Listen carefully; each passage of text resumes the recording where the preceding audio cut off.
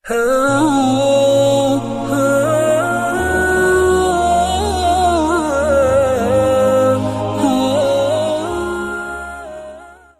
Allah kepada orang yang berdoa. Makanya doa itu benar-benar senjata orang mukmin, melebihi senjata apapun yang dimiliki oleh seseorang. Paling dahsyat itu kalau punya doa. Jadi kalau orang yakin kepada Allah, maka dan keyakinan dia kepada Allah lebih besar daripada keyakinan dia kepada apapun, maka selama dia masih bisa berdoa kepada Allah, dia tenang. Ada masalah dikit, oh Ilahi.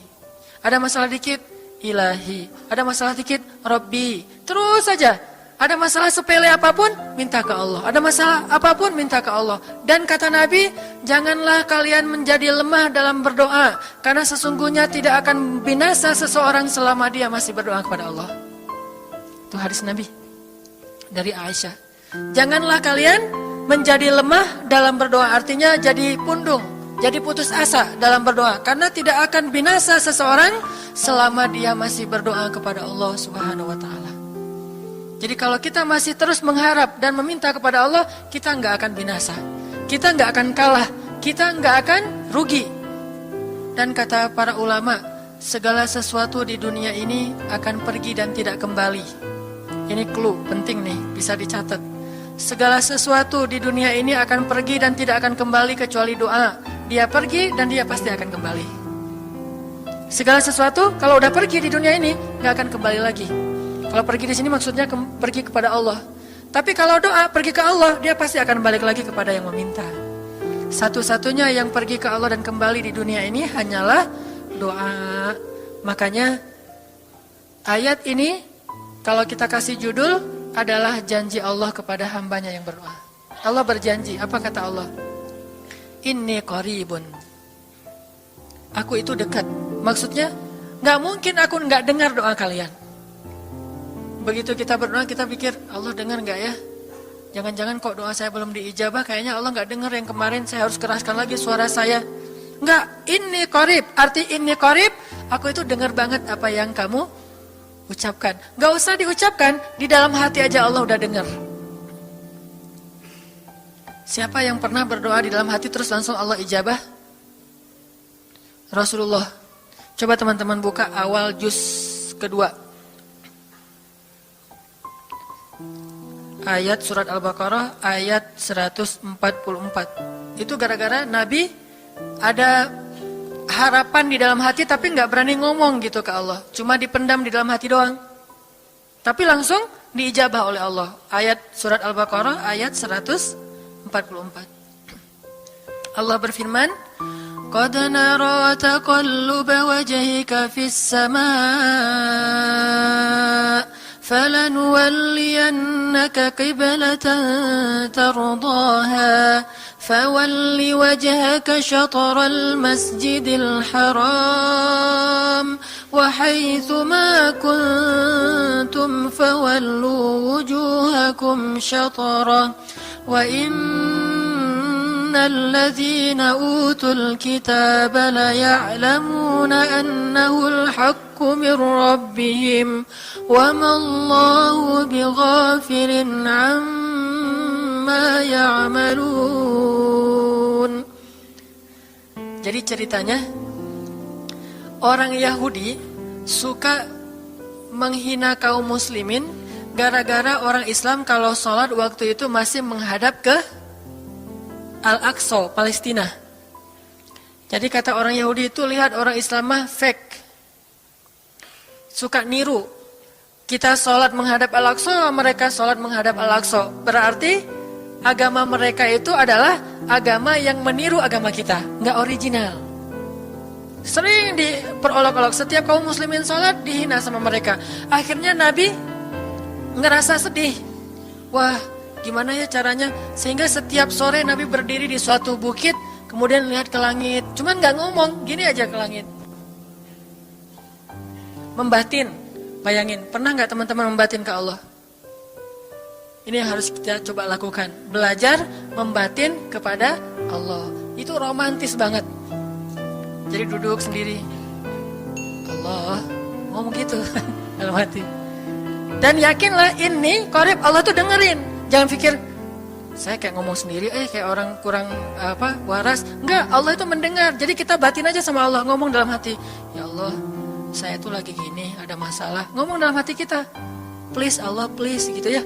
Nah, itu kalau kita membatin, inni qaribun wa asirru qaulakum aw ijharu bih innahu alimun bidzatis sudur. Jadi Nabi nggak enak mau ngomong, ya Allah, tolong dong pindahin kiblat dari Masjidil Aqsa ke Masjidil Haram. Soalnya daripada dikata-katain melulu sama orang Yahudi, mau ngomong kayak gitu tuh nggak enak sama Allah. Malu Rasul ke Allah. Masa kiblat aja minta dipindahin. Akhirnya Nabi cuma ngelihat ke langit aja tiap hari. Udah selesai, pulang. Besok lihat lagi ke langit. Turunlah ayat ini. Sesungguhnya kami telah melihat bagaimana kamu selalu menengadahkan wajahmu ke langit. Maka kami palingkan kiblat ke arah yang kamu sukai. Coba lihat. Turun wahyu untuk merespon doa Nabi yang bahkan belum diverbalkan. Belum diucapkan dengan kata-kata, tapi Allah udah ngerespon. Gimana caranya biar kita bisa kayak gitu? Lihat seorang cewek cantik, kayaknya kerudungnya soleha gitu ya. Kuliahnya di UIN misalnya. Atau di pesantren mana gitu. Ternyata pas kita tanya-tanya ke teman-teman kita, oh dia tuh lagi belajar Al-Quran di masjid. Sekarang lagi hijrah banget. Bahkan udah hafal juz amma, juz 30, Masya Allah. Terus dalam hati, aduh ini kayaknya cocok menjadi ibu bagi anak-anak saya. Wih. Tapi dalam hati kan gak berani ngomong nih. Tiba-tiba dapat berita, dia masih jomblo juga loh, belum ada apa-apa, gak ada ikatan sama siapa-siapa. Oh gitu, membatin lagi, ya Allah, bisa gak ya saya datang ke rumah dia. Tiba-tiba kita ngelewat, ketemu dia lagi benerin motor, lagi parkir motor depan rumah dia. Si Neng itu ternyata rumahnya di sini. Ternyata tetangga. Ada aja jalan tuh Allah mempertemukan. Allah tahu isi hati kita. Bisa nggak caranya sespontan itu? Gampang. Pengen sesuatu, Allah kasih. Padahal kita belum minta. Ini kan keajaiban doa nih. Cuman kita seringnya ngerasa udah minta berkali-kali kok nggak dikasih-kasih. Kita belajar sekarang. Rasul nggak usah minta pakai verbal, cuman membatin doang dalam hati, Allah udah ngasih.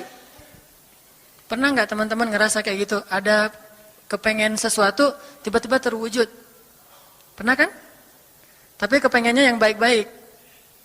Pengen misalnya, aduh, saya pengen banget umroh, cuman mau ngomong kayak gitu mah, saya mah orangnya kayaknya nggak mungkin bisa umroh kalau ngandalin harta. Orangnya nggak mampu, kerjanya juga pas-pasan, gimana mau umroh untuk makan aja susah. Tapi pengen banget dalam hati kita. Dan itu rindunya tuh rindu banget. Setiap kali ngelihat video atau tayangan di TV tentang umroh dan haji, menitikkan air mata. Saking kangennya ke Baitullah. Allah tahu itu dalam hati kita. Tiba-tiba ada jalan. Ada aja jalannya. Dan bisa dikasih sedekah, bisa juga hadiah, bisa juga door prize, bisa juga macam-macam. Pokoknya ada jalan aja, tiba-tiba bisa umroh. Dan saya sering banget membawa orang umroh. Di antara jamaah itu selalu ada 1 atau 2 orang yang umrohnya itu miracle, keajaiban dari Allah. Ketika saya cari tahu alasannya apa, ternyata emang dia dari dulu pengen banget umroh. Cuman gak bisa ngandelin hartanya, Allah kasih jalan yang lain. Bukankah Allah itu memampukan yang diundang, bukan mengundang yang mampu? Kan itu yang sering kita dengar kan? Allah tidak mengundang yang mampu, tetapi memampukan yang diundang. Kalau udah Allah undang, pasti mampu. Kalau Allah nggak ngundang, walaupun dia mampu nggak akan bisa. Jadi Allah bukan mengundang yang mampu, tetapi memampukan yang diundang. Sehingga kita kalau hati kita kayaknya pantas diundang, Allah undang tuh. Begitu juga dalam urusan rezeki. Aduh, saya pengen kerjaan yang kerjaannya itu lebih halal, lebih nyaman, bisa sholat berjamaah tepat waktu, ada waktu juga buat keluarga, bisa juga berdakwah ke teman-teman. Akhirnya membatin kita itu karena kuat banget, Allah wujudkan. Ini artinya Allah qaribun, Allah maha dekat. Sehingga kalau kita pengen doa kita itu powerful, belajar dari as-siqah billah. Tips pertama adalah as-siqah billah. Percaya deh sama Allah.